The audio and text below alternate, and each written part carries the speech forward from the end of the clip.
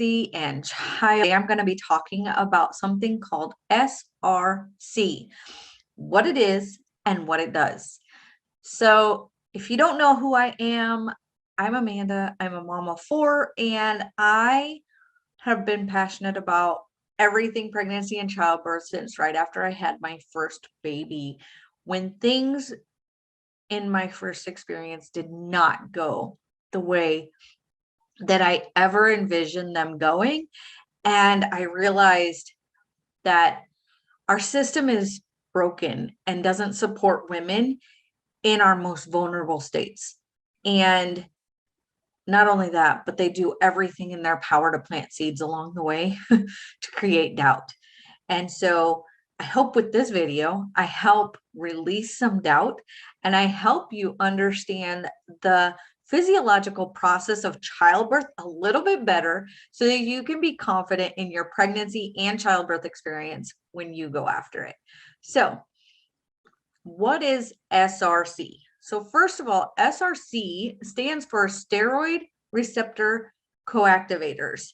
And there's two. There's SRC-1 and SRC-2.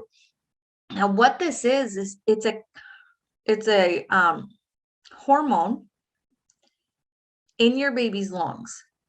And when your baby's lungs are developed fully and your baby is ready to be born, your baby releases this protein into the amniotic sac. And what that does is it triggers these ripples, and these ripples trigger labor. So let me say that again. When your baby is ready, your baby sends a signal to your body to start the labor process. So what does this mean for you and your pregnancy? What does it mean for me and my pregnancies? Well, for me, for my other 3 births, they were exactly what I wanted them to be.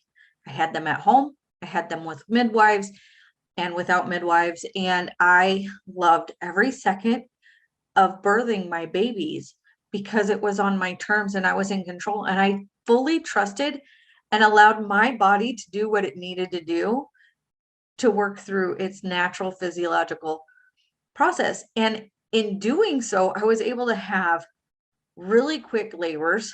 I know that's not going to happen for everybody, but I had really quick labors.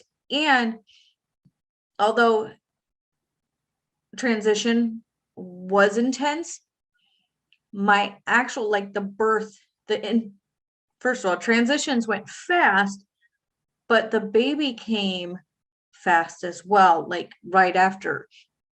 And I actually didn't push for my last 2 home births at all. My body did all the work with FER, and I will explain that in another video down the road.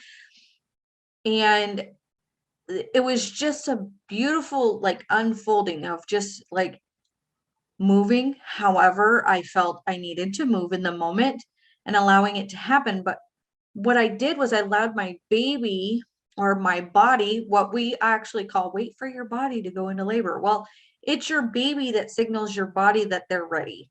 And so if we wait, if we understand how birth works, if we understand how our bodies work and how the fetus is working with our body and our body is working with the fetus, they are in communication. And SRC, when released, tells your body like, hey, it's time, we're ready, let's do this, right? And when we allow things to unfold like that, when we listen to that, first of all, we are not giving in to the pressure of induction, right? If we say, no, I know that this happens and that it will happen, and when it does happen, everything is going to start naturally.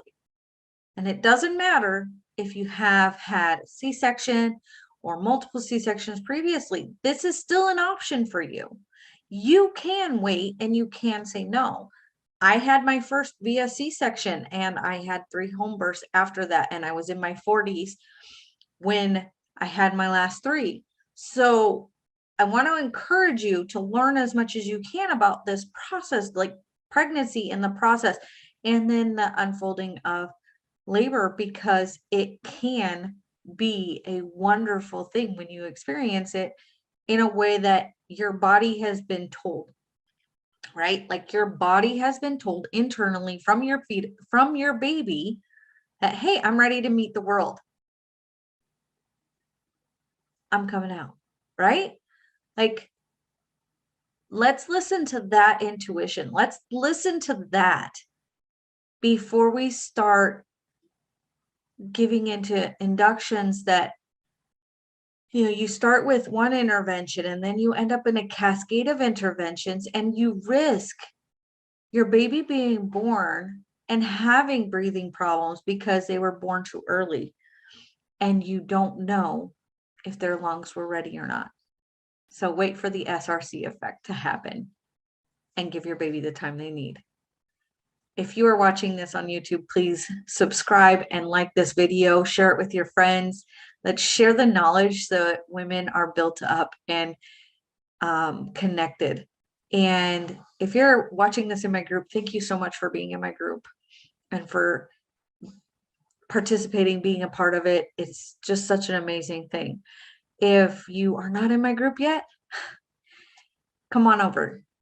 You can find me at Open-Minded and Empowered Birthing Mamas, and I am beyond ready to serve you and to help you gain the knowledge you need to have the birth experience that you want. In a few weeks, we're going to be doing a mindset reset around pregnancy and childbirth so that we can start re-imprinting your mind to believe in what I believe is the true meaning of what birth was supposed to be. It's not supposed to be something scary, and it's not life-threatening. In most cases, there are people who, yes, have problems, and I'm grateful for the medical system we have when those cases are necessary. But in the grand scheme, mostly it is not. Okay, I'll see you again